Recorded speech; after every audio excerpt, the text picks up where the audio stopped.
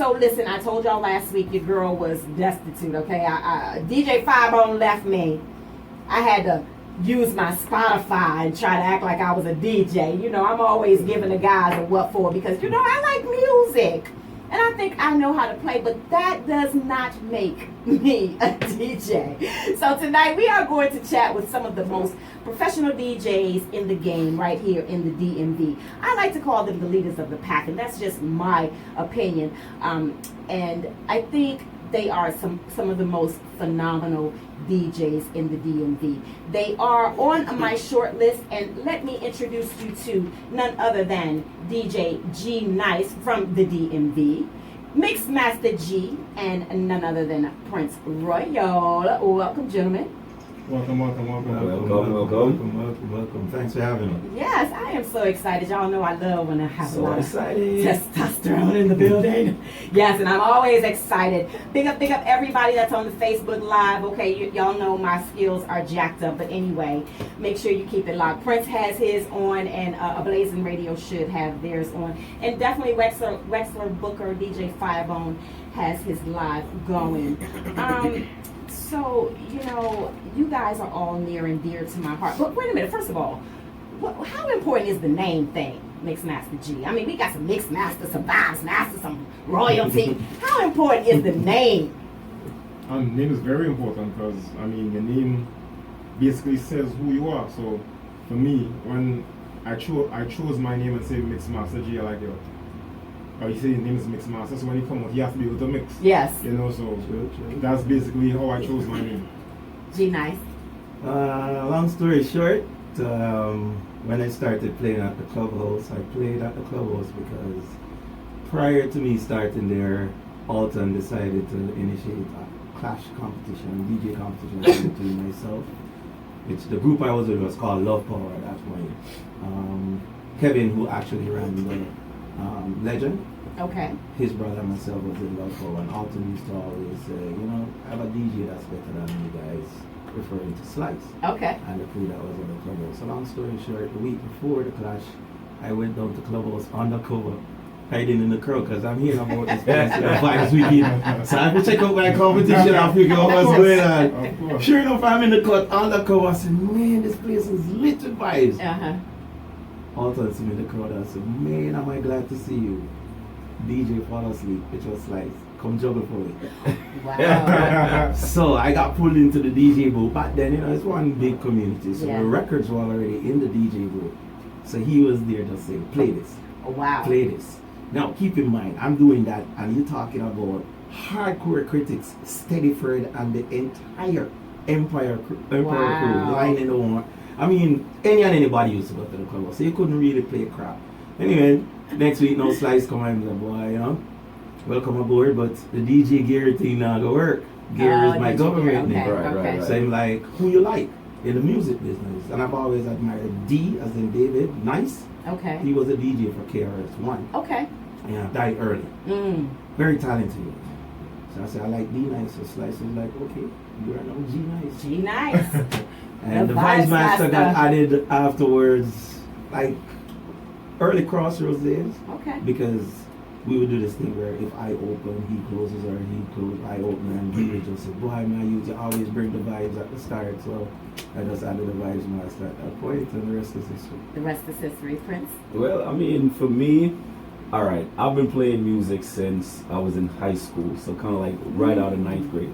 And I pretty much got taken out of 9th grade, and by King. I don't know if you know King Snatch. Like, yeah, he's a promoter from right in the DMV. So when they took me to Coffee House, the infamous Coffee House, on U Street, and I met the club owner. His name was Alias. And they brought me to him, and they was like, yo, we got this young DJ, yo, he's bad, and we want to include him in the Friday night that we're doing there. So Alias walks over, he looks at me, and he was like, so what's your name? So whatever. And at the time, my friends in school used to call me Flex because I was a dancer. That's how I started out. Yeah, I was really a dancer, like, yeah. So when I said to him, before I could have answered him, he said to me, he said, well, if you're power with the king, that means that you must be the prince. Wow. And from that day, the name just stuck. Listen Like right then and here. there, I was like, okay, all right, Prince. They Yeah. started calling me Prince. Now fast forward, I was always known as Prince. So my journey has taken me to play with different sound systems. So when I finally decided that I wanted to go on my own, Yeah. after the last sound system I played, I was looking for the name. Like, yo, what goes with Prince? Because, I want to stand out. Yes. So me and my manager just sat down and she was just like, yo, Prince, you like purple? Royal. Yeah. So then the two just came together. So then it just became Prince Royal and we just ran with Prince Royal from Yeah, there. yeah, So, I love it. And I was going to ask, have any of you had more than one name? Because as you evolve, like you say, if you're going to be Mixmaster, you better come with it. Mm-hmm. So name evolution, or once like Prince Royal stuff, but evolving, GNice evolving into the Vibes Master, Mixmaster, you just Mixmaster G. Yeah, I'm just I ain't going away from that. And it's funny that you talk about, you started off as a dancer. I mean, because people dream of being football players, Right. Doctors and teachers and things of that nature. So, and I mean, DJing could be a dream of somebody's, and a lot of times they start off as hobbies. But I want to know, Mixmaster, has this always been DJing a thing for you, more than a hobby? I would say it's been always a thing because when I was younger, I think most people in the Caribbean used to record cassettes off of the radio, and you would try to not catch the commercials and have TV could have the best cassette out, Oh, yeah, so yeah. I think it started from there for me, So GNice, did it start as a hobby, or this was always your thing? I was curious at a very young age. I will say I was fortunate growing up in Jamaica to be around a lot in the music fraternity, and didn't really know because of nothing more than my mom know a lot of these people. Okay. For instance, the Blake brothers from Maritime, the original Third World Group. Okay. Yeah, I actually. So you come from some royalty to I yourself. wouldn't say royalty, just luck. Yeah. When I say just luck, my mom is from St. Thomas in Jamaica. Okay. Darian Green, one of the founding fathers of Zanzibar. Okay. He lived like right across from me, my mom. Wow. And they happened to be in a business in Jamaica. So because of the affiliation with Third World, I was always bouncing around with Catcore and Ibu and Nice. Kirk and all that crew. So I went to the manager at that point, Colin Leslie's wedding. He got married to Elaine Wint. I never forget this, at a wedding in Stony Hill. And I kid you not, I stood there as a little boy saying, this man have some powers, which is the DJ. Because I was just taken aback by the fact that this guy was playing records and just have the people singing and doing all kinds. It's like almost cult-like. Yeah. And I'm like, planted there. My mom was like, are you going to move from here? And I'm like, I'm watching. And then, not to get too deep in the history, but that was when what they call Disco 45s just came out in Jamaica, Okay. which is the extended play version of Yes. the record. And I said to myself, wow, you know what? This guy is magical. Because for every record he played, it seemed to cause the crowd to act a certain way. And I was, I guess, enamored by that power. So I'm saying, I'm going to watch. But I made a pact to myself that I would never start DJing until I felt comfortable enough to do what this guy did. Okay. So I watched for years. Okay. Went to a lot of parties and just stood. And watched. So would I do that? Try and understand what they did, and reading. And I can honestly say, two people I look at to say their style influenced me. One was this guy called DJ Squeeze from Peacemaker in Jamaica. Okay. And the ultimate to me, Rory from Stonewall. Love it. Yes. I was in Jamaica when Rory just come from England and took over Stone Love, turned it from a rum bar sound to the sound that it is now. And no disrespect to nobody else. Right.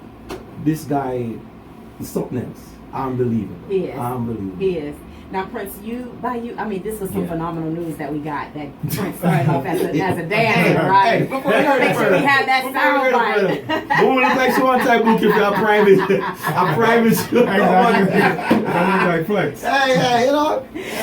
And you were with King Snatch, but how did that transition from dancing into playing? I mean, the love of music was there, of course. Well, for me, it started from even before I migrated to America. Because my grandmother, she owned a restaurant slash bar in Jamaica, and she used to keep nothing but parties, right? Okay. Most notably with Bass Odyssey. So if you know me, you will know that Bass Odyssey is That's one of my yes, favorite yes. sound systems. And you know, as a kid in Jamaica, like you hear the music and you sneak out of the house and you just go and stand up and you just watch them play. You know what I mean? So it started from then for me, where I used to sneak out the house and go to her parties. And then it left from that to I used to sneak out the house and go to other people's parties. Okay. So I was always a part of the music. So it was instilled in me, like GNice said, when you see these DJs play and how they captivate the crowd, you're just like, yo, wow, like that's what I want to do. So fast forward now, I come to America and I start dancing. Well, I was dancing in Jamaica. Okay. Then you remember King Rupins? Yeah. Like King Rupins. I used to be one of the DJs there, like clashing and everything. From today on, You know? I flex me. So, you know, it's kind of like fast forward now and then I come to America, I started dancing, and I met a few guys in high school that their love for music was the same as mine. So Okay. they just came to me and was like, yo, we gonna start a sound called Exhibition. And you know, we all grew up in Lewisdale. Okay. So then we used to kind of like leave school and go to Lewisdale, and you know, back then was like the days of 45s and LPs and everything. So we used to just like rush home, and then like we used to buy records back then. So what we used to do, Wow. rush Shout out home to Zone 1. to Okay. Zone 1. Western and Record Yeah, Mine. what we used to do, we used to run home, and then we had like 5 minutes to pick out like 10 songs, each of us, right? And then we just start clashing. And With the dancing. not with the Oh, with dancing, the with DJ, with the music. with the music. Uh-huh. So you know, and from then and there, we started like doing little parties here and there, and that's where I met up with King and Stoker. Big up King and Stoker, because they're the one that actually kind Wow. of pushed me into the club scene of playing music. So when I realized like, yo, all right, I got this little talent, I took it from clashing with my friends to make sure that I went home every day and started mixing virgins together. Wow. Instrumentals, right? Like I used to like be in the house from like I get home from school like 4:30 to like 10:30 just mixing instrumentals. Wow. Because I believe like mixing is a very important part of being Yep. a DJ. All right, don't get Yeah. ahead. Don't get ahead. Don't get ahead. I mean, because That it's is a so lot true. that we have to talk about. Right, all right. We got to build this thing. And one thing GNice told me, you got to build the thing. Right, If you are right. just joining Community Voices, it is I, Momo Love, alongside DJ Firebone. We are talking to three of the hottest DJs in the DMV: Mixmaster DG, GNice, the Vibes Master, and DJ Prince Royal. Listen, okay, so I heard Jamaica, GNice from Jamaica, Prince Royal from Jamaica. Mixmaster, where are you from? Trinidad and Yeah, Tobago. Trinidad and Tobago. Don't you sure what? Yeah, I got that roti. Now, do any of you play music, play instruments? No. No? Piano. You play piano? I haven't did in years, but because I was in the church choir, so you know. Look at the legs, look at the legs. Legs, church, So- okay. With the real Music is person, the- please stand up. yeah. I used to play piano. So yeah. Okay.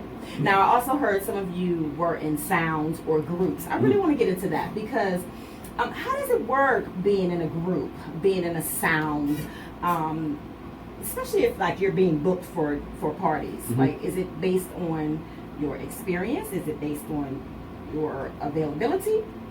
So if you're with Love Power, Well, I want to dig up any wounds here, but just as an example. They're in my opinion, Mhm. right? As I get referred to as a veteran in the Yes. business, which is trying to say I'm old. But no problem. You know, with age comes wisdom. But I feel there are two eras. You know, there was a time where you would be a part of what they call like, not necessarily a sound system, but a group. You know what I'm saying? Like, you know, it's you and two other people kind of thing. So Prince might be the closer, you know, and I will be the person who open up, or I am more the Okay. technician, and Prince is the D. You know what I'm saying? So everybody had their function that they pretty much try and stick with. Okay. Different people, correct me if I'm wrong, but sometimes the breakdown is driven based off your contribution. So if you're like the only person that DJs, I guess you probably get more, but not all.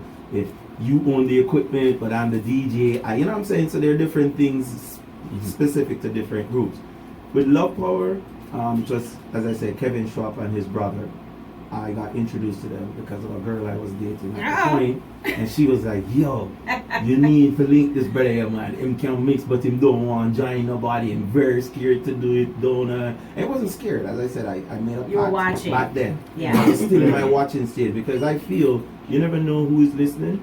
When you go out, it could be one person, it could be 1,000 attendants. Yeah. You'll be surprised how many people are be like, oh, I'm going to check out GNice. And that's not create totally for excitement. Yeah. Lead that thing, or vice versa. But anyway, you know, it varies, you know, and sometimes it creates conflict because we all have egos. Yeah. Okay? Yeah. Now, how much you keep your ego in check? We were talking about this outside before we came. But before you get into that, so you got connected, but is there an audition process? I mean, nah, man. People listening. People listening, man. People listening. It's kind of an audition process, but let me go back to what GNice says. You never know who's watching. Yeah, okay. So when you're out there doing what you're doing, you're kind of auditioning for people. Okay. So that's why, for me, it was always important that you play well. Because I have this thing that I say, like, you're only as good as the last time you played. Okay. Because you never know who's in the audience that's listening to you. You would never believe how many bookings I got from people who was just there and heard me play. Yeah. I was like, yo, you know what I'm saying? Yeah, I don't know. Yeah. All right, let me walk up to him and try to get his number. And you know, yeah. let me add to that. What's weird? 9 out of 10 of them will never come to you and tell you that they liked how you did it. Really? Yeah. So if you play and you're expecting to get feedback from the people in attendance to judge how you did, you're dead in the business. You have to know you brought heat and tell yourself that on your own. And then what's weird with that dynamic also is Mixmaster could hear me play. Probably don't necessarily come to me and say, yo, good set, but he will go and tell Renner Stone, yo, man, book this guy. Trust me, I heard him last night, kill it. Yeah. Now if you were waiting for Mixmaster to come and say you did a good set, you would have never known. You see what I'm saying? So you have to be confident in what you're doing from your leave. Yes. From your leave your house. You can't wait for more It's a constant audition. Because you never know who you're working out for. And I'm glad that you mentioned that. Mixmaster, I want to know, when did you know, like, yeah, this all on me. I did that. Honestly, I have the best critics in my house. Okay. So your family. So my wife and my kids, they blunt. Yo, that makes it's not working. So it's, until they was like, you know what, here we done. Yeah, that sounds good, you know, that sounds good, and they keep saying it. I say, oh, maybe I might have something here. And then, you know, like Slice, me and Slice is real good friends. So Slice come to my house a couple of times and he hear me play. Say, so why you not playing outside? I say, well, you know, I feel like I ain't ready yet. And until I reached the point where I was like, you know what, it's time to take this thing on the road, you know. Yeah. And that's how it's been. Prince, what about you? When did you know, like, yeah, I, you know, and none of you are cocky or anything like that. You're all very, very humble. But you know, like, when did you know, like, yeah, I am Prince Royal Entertainment? When did I know? Like, was there a specific party or event? You know what's funny? It was never a specific event that I knew that I was Prince Royal. I've always been confident in what I'm doing. Okay. You know what I mean? So I just work, and based on the work that I do, I've always had people that come to me and be like, okay, look, and I'm somebody that takes criticism and I use it to better my craft. You know what I mean? I'm not perfect. I don't do everything right. But if somebody comes to me and be like, yo, Prince, you know, say you play that way there and me never like it, even though you're responsible for majority and not minority, I still listen to the minority. I still listen to everybody that has something to say to me. Okay. So it was never a specific time that I said, yo, I'm Union Prince Royal, because I'm still learning. You know what I mean? And every time I go to an event, I learn something. So I probably still don't even reach my full potential yet. That's just my thing. I just keep learning and keep doing it. And I please people, and so far I've been able to let people enjoy what I do, so I just keep evolving. Let me be the ultimate suck up here before I'll take this opportunity to say, to my left, I appreciate the job that you've been doing as a DJ since I've been in this year, and I'll say the same thing to you. Thank you, sir. You know what I'm saying? And I do that to say, I don't think there's enough of that going around Yes, in the sir. community right now. Yes, sir. For varying reasons. Mm-hmm. One of which is primarily sometimes people feel like if I were to go to Mixmaster and say, yo, you're doing a good job, Mixmaster stands the opportunity or the possibility of getting a date that I would get because hey, Mix, hey, trust me, G. Trust me when I tell you, you will be surprised how much of that weird dynamic is out there. So the unwillingness to really That's compliment publicly, right, is taken. And that's not how I learned. That's why I really struggle now in understanding the lack of camaraderie in Yeah. the business right now. Because how I come up, if me and Prince playing, and Prince, as the saying goes, catch a fire. You know what I say to Prince? You want something to drink? I can get something to eat. Yeah. No chichi man thing. Me all wipe off Prince sweater. Go do your thing. You know why? Because at the end of the night, when the promoter come, chances are I call the 2-hand handshake when go successfully. Me I get my money. Okay. In Kansas, the dance never go on good because why? Prince a share the place. Yeah.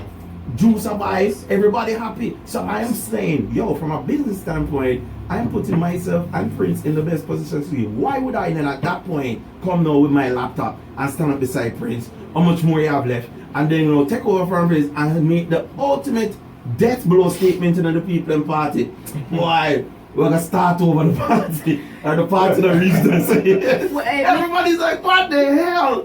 Come on. True. You know? Look from the crowd. Them time the Prince of the people them stay so. You know, give a whatever, me I lead the man. Yeah. The only problem I have at that point is if the promoter judging me based off time actually played. I say, boy, G, I can't pay you because I never hear you play. Yeah. There's not that type of promoter. Me I say, so go on Prince. No pop. Call on shoulder the whole night. I got you. I got you. Man. Mixmaster G, do you think with all of the DJs that are out here, and there is a lot out in the DMV, in your opinion, what does a lot of what GNice said separates the professional from the karaoke? Honestly, I won't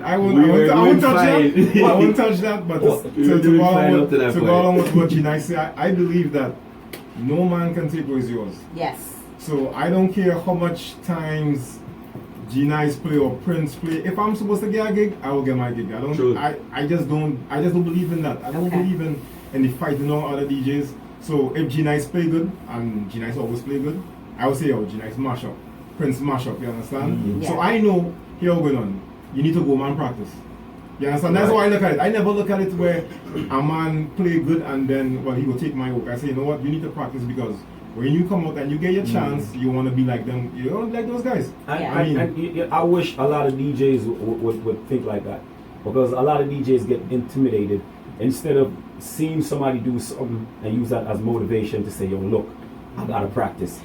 He did, I need to be able to do it. And this is a great segue because all three of you, I mean, Prince, you said since 9th grade you've been practicing, you know. Mm-hmm. This is something that in order to build your craft, in order to build your skill, is a must. How many hours a day you practice Mixmaster? Honestly, if you ask my wife, she'll tell you all day. Because when I get up in the morning, my laptop open. Before I go and sleep, it open. If a mix come to my head, I'm gonna practice it before I go and sleep. I mean, that's just how it is.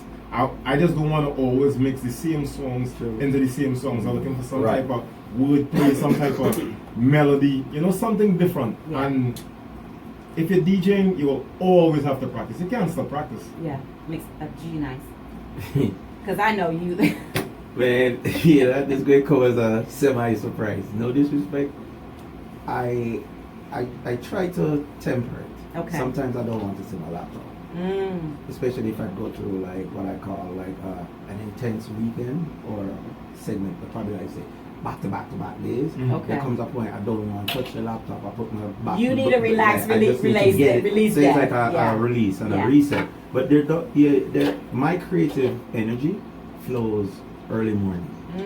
So my significant other and I have been challenged with that process because when she's like, oh, it's snuggle time. Right. Yeah, so, you know, make a snuggle with my laptop. However, can't do that too much because somebody else make a snuggle with her. That's right. You gotta balance it. Yeah, and shout out to all the females out there, whether it's wives or girlfriends or whatever, that understand how to give your man that leeway in a process like that. It's hard to describe to somebody what this craft We is gonna get like. into that. We And gonna why get into that that. attention to detail. Now I'll flip it because on the same one.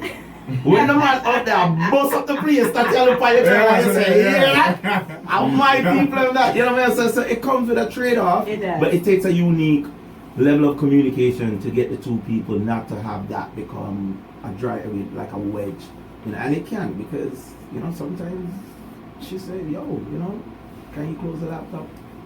And you have a company decision to make, you know. So I kind of balance it. Company decision. Yeah, it is. In the wrestling business, what's best for business, you know? Yeah, it's a balancing act. You have decided to be full-time in your profession. Yes and no, because Okay. I have other business ventures that I do. But to the question that you asked, I mean, for me, Practicing. it's not so much that I'm on my turntables daily practicing. I find that in order to keep myself like different and like he said, playing different, I observe other DJs. Mm-hmm. I listen to every single DJ, Mhm. whether they're karaoke or professional. Mhm. I listen to them Mm-hmm. because, you know, a lot of them, they may have an idea, but they don't know how to execute it. Yes. You know what I mean? Yes. And that's where I come in. Yeah. You see what I'm saying? So that's To my your learning style, process. to Yes, your I just style. take it Yeah. and kind of like add my style, probably two different songs, but I see what they was trying to do, Yeah. and I just take it and I'm just like, okay, well, yeah, well, it didn't work for him, but I know how to make that work, Yeah. so I make it work. Yeah. So that's how like my training, what I'm doing right now. I don't have to be on the turntables anymore because I know how to mix. Okay. Like I give myself that. I know how to mix. So now it's for me to try to find different ways and different styles of making sure that I'm not repetitive. Yeah. You know? And the elevation is always something that you have to. I mean, that's a constant thing, right? Mhm. Like Mixmaster, all of you have conquered mixing, right? All of you have conquered talking on the mic. What's the next thing? Is there a next thing? Honestly, I ain't conquered. You haven't conquered that? I'm not the my guy, yo. I'm Yeah? not the my guy. I'm the guy to mix and have a guy talking for me. I'm not that guy. Okay. You You know? So to that point, are you the type like while doing that, have you ever felt the urge to say, listen, yo, shut up, man? Yes. You know? Yes. Hey, and it goes across the board. Yes. There's sometimes, again, going back to one of the people I admire a lot, I've seen Rory come to a dance and don't say anything on the mic for 15 minutes. Mm-hmm. 15 minutes. And believe you me, gunshot of fire everywhere. But you know, as a DJ, sometimes you go through moods. You know, you walk into a place and you're like, all right, you know what? I'm not gonna do no intro. I'm gonna test. I'll play music. Yeah, I'm gonna test what's going on with the first 5 to 8 songs. Okay. You know, probably start more conscious or go to the gallery or whatever. But you know, there are different things that you go in with. But the being on the mic is a good skill set in my opinion to have, because there are Very good skill sometimes set. there are some times where you need to, as the saying goes, make a speech Yeah. to introduce a song or just play with the crowd. You Yeah. know, somewhere recently, I won't say where, but you know, when I walk in, I was like, big up everybody and shout out to Pastor Wilson. You know. We are not going to get into Pastor Wilson. But you know, I have to say, Prince. But you see, you do that. I call it icebreakers. You know? Yeah, Right, yeah. you just Right, start, right, right, and to Mixmaster G's style, he probably uses songs Yeah. to do that. Yeah. Because I heard you said something just now, and I was like, wow, it's not just me, right? You actually telling a story with the music that you're playing, Yeah. you know. And the real gratification comes from when they picked up from the first song to the last what you were saying through the songs, even up to where you actually mix it. Yeah. But you see people looking on, and then I'm sure you've seen that some people come to you at something like halfway through the set and be like, dog, you're killing it. And you said, yeah, you know why? Because you connected with what I'm doing. Yeah. And GNice, I swear to goodness, it seems like he's already been in my book, because he's already like getting there to where I need to go to, right? A pre-release. Pre-release is always, you know, because I always wanted to know, do you make the crowd react to you, Prince, or do you react off the crowd? No, I react off of the crowd. Mm. First of all, as a DJ, like as soon as you walk into an event, your job is to know who you're playing for. Okay. You know what I mean? And you sometimes, if somebody else is playing, you need to just stand there and watch what they're playing and watch how the crowd is reacting. Mm-hmm. You know what I mean? And if you can't tell by that, you kind of like walk in the crowd and see who's there. So if I go to a party and I walk in the crowd, and I'm from DC, so I pretty much know a lot of people that's from here. Okay. So if I see or I feel like there's a lot of Trini people in the place, guess what I'm gonna go play? Of course. All right. So If I see Africans in there, I know I have to play a little bit of Afrobeats. Afrobeats. Dancehall is a given because Yes. most of the parties I do is dancehall. But for me, you have to react based on the crowd that's in front of you. Like I said, you can't please everybody, Right. but you have to know who you're playing for. You know what I mean? So And that is a skill, Mixmaster G. I mean, you've played